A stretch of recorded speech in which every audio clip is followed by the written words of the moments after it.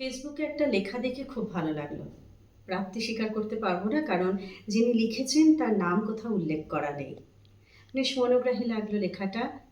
শোনাই আপনাদের।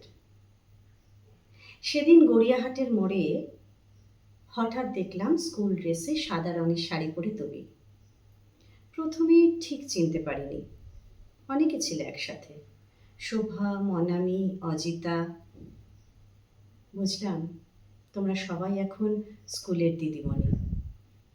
আমি অফিস ফিরতি পথে একটা চায়ের দোকানে চা খেতে খেতে ওই অল্প আইপিএল এর দিকে চোখ।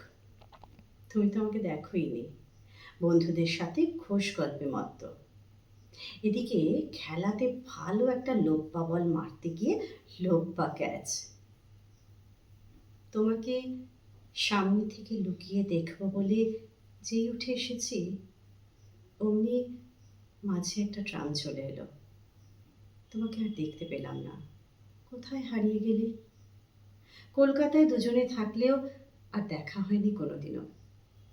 দীর্ঘ 12 বছর বাদে আজ আবার দেখা ধৌলি এক্সপ্রেসের এসি কামরায়।